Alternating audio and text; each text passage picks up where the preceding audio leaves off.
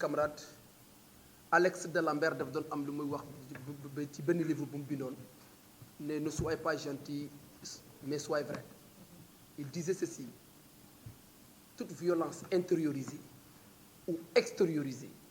est un manque de mots que la personne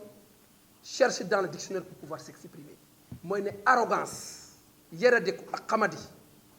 ci nit ki lay nekk. président Macky Sall kenn mësu ko gis mu wax bu déplacé.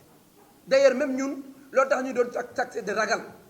parce que ñun président lañ doon xool comportement am ak yarinam ñun ñu demee noonu ñoom ñu bëgg a profité nag ci yari nit ki bu ko dénaturer ñu ne nag tiens président may ñu tuuti rek ñu woon leen ne ñoom la ñuy def gënuñ ko mën xanaa kay ñun politique bu ñu jàng ak yar bu ñu jàngal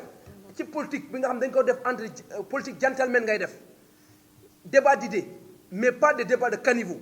ñun loolu lañ doon prôné mais on est obligé maintenant jàmmarloog ñoom ci li ñu def xam ne gënuñ ko mën fu mu nekk nii nag par rapport à la violence et à l'insurrection ñooñu ñëpp xam nañ li cette mascarade là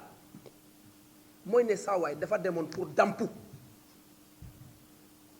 ci salon boo xamante ne moom agenda politique am kenn xamul nu mu ko demee ak ci biir APR kenn xamul agenda am bu muy dem yóbbu chauffeur yóbbu dara ndax mu taali otoom dugg suite beauté di dampu lu fa xew moom ak Adji Sarr ñoo ko xam Adji Sarr nee na ko yeewi donc Sonko na ngay yeewi Adji Sarr yaa ko yeew parce que yaa dem xam nga da nga koo forcé xam nga forcé woo ko nga am lu mu fa def ñaari nit nag suñ sëqee dara kenn ku su jógee yuuxu waaye ku ci wax da ngaa ñeme yàlla ku ci wax da ngaa ñeme yàlla Sonko moom lañ accuse Adji Sarr moo ko ak ñoom ñaar kese ak yàlla ñoo nekkoon ci salle ba di dampante mu ne dama doon damp bi neex mu ne ma jox ma bañ mu violé ma mais saa waay na assumer ay responsabilité mu bugg a reelu ay doomi jàmbur bugg a reelu ay doomi jàmbur ci ay damp histoire de damp lu ci bakkali jàmbur fekki lu ci manipulation ami waaye nit góor da ngay doon jantal soo nekkee yëf yi di koy def mu di lay neex saay bu amee conséquence da ko endossé Sonko c'est un irresponsable c'est un maniaque sexuel dafa war a nekk nag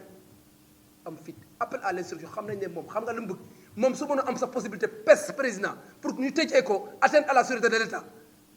moo ko gën a mu dem procès Sonko tout ce tintamarre là qu'il est en train de faire mooy ne bëggul dem élection xam nga bëggul dem procès parce que xam na ne su dem procès sa partie anatomique génitale est dans les smartphones loolu la bëggul gars yi génnee te ñu nag lañu lancé procès public lañ laaj de bëgguñ ay procès huis clos de procès public télévision yi nekk fii 7TV RFM ñëpp toutes les chaînes de télévision ñëw def ko en live direct sur réseaux sociaux ñuy xool vidéo yi di ko délecté di ko xool avec plaisir et avec enthousiasme ñu xam ne le maniaque sexuel de Pastef là c'est un incongru incohérent qui essaie de se masquer dans la foule pour fondre cette déception qu'il aura. nga xam ne ñoom ñuy def la promotion de l'homosexualité xam nga en marketing de communication nee nañ le promoteur souvent day utiliser tur bi pour attaquer pour faire comprendre aux Sénégalais que ne lii am na opposition ci loolu lañ nekk. yaakaar naa ne Ousmane Sonko bi nga xam ne mooy Ousmane Sonko moom bu mu faloo mairie première commission bu mu njëkk a recevoir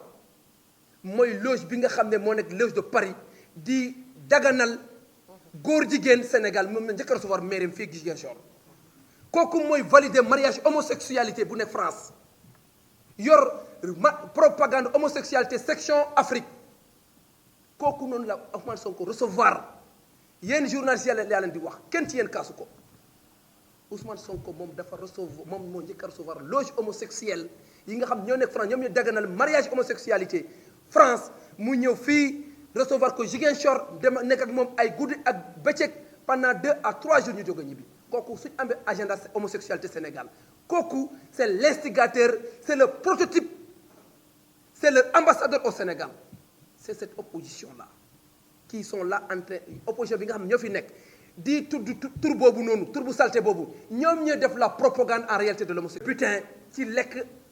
xaalis homosexuel ci la nekk donc il faut que ñoom ñu barricadé wu organiser ay manifestations fay nag ay boy yi ay journée 25000 ay journée 15000 ay journée 7000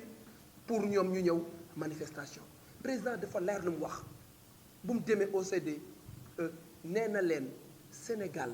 tant que man yàgg na di koy wax yàgg na di koy yaakaar naa ne question boobu ça n'a plus sa raison d'être moom kay ku ñu koy posé mooy opposants yi nga xam ne ñoom ñooy yor agenda homosexuel du Sénégal ñu leen di manipuler pour ñu attaquer suñu kilifa diine di attaquer suñu kilifa aada yi di attaquer suñu waajur yi pour faire passer le message mais nañ xam ne tant que président Macky Sall a ngi fi homosexualité mënul am Sénégal mënu fi légal ñoom loolu en réalité ñoom ils veulent te mosu leen dégg nag ñu wax affaire homosexualité opposition bi wax ci mosuñ ciy wax lu ñaaw mosuñoo xas ay homosexuel mosuñ def ay communiqué de presse xas loge LGBT yi ñoom ñoo yor agenda LGBT ñoom ay homosexuel ñoo nekk ay homosexuel ñoom ñoo yor ay lobby ñoom la ñuy manipuler lobby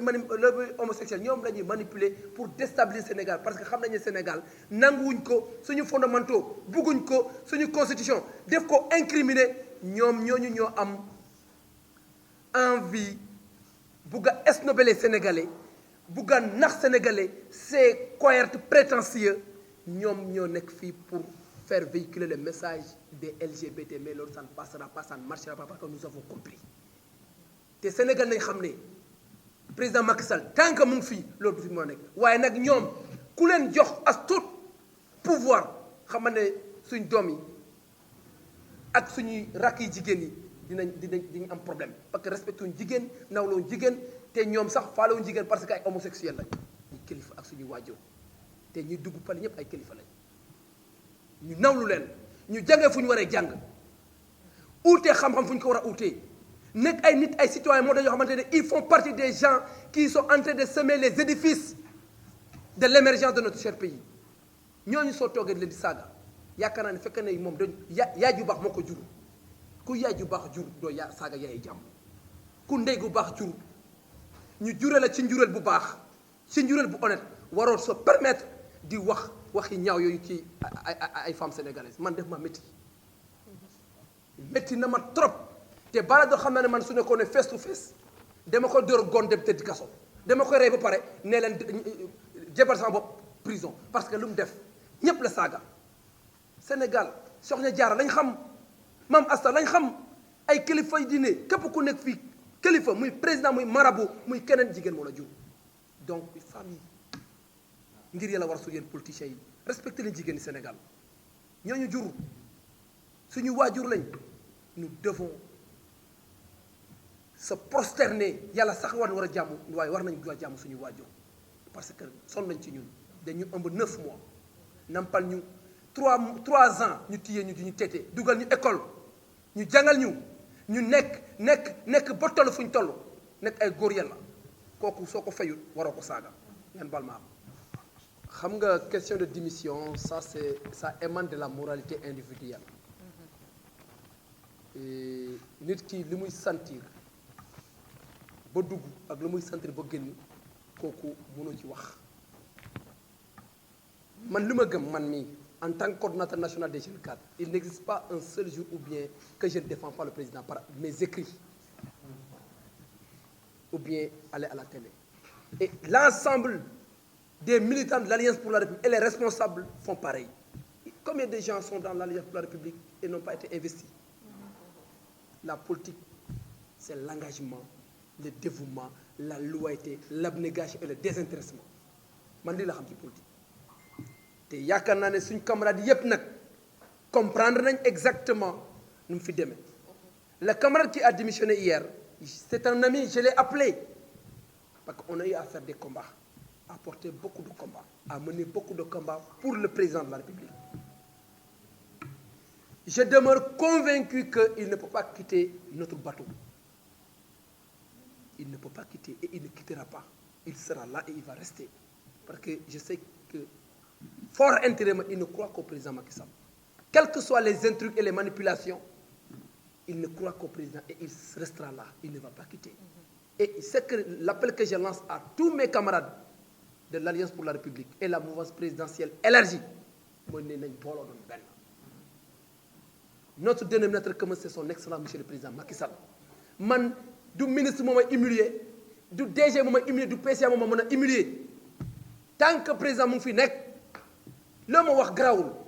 ce qui m'intéresse c'est de défendre le président Macky Sall. Ce qui m'intéresse, je suis militant du président Macky Sall et je vais le défendre quels que soient les coups et les terribles orients que je peux subir. Et mes chers journalistes, beaucoup de gens sont témoins de beaucoup de choses venant de ma part, que les gens m'ont attaqué. Ils ont même venu jusqu'à chez moi pour m'attaquer, étant des membres de l'Alliance de la République. Mais là, on est intrépide. Quand on s'engage, on s'engage. Donc, yaakaar naa ne moom waxtaan nañ maag moom te yaakaar na il va revenir à de meilleurs sentiments incha allah ñun ñëpp nañ boole doon benn loolu mooy appel bi.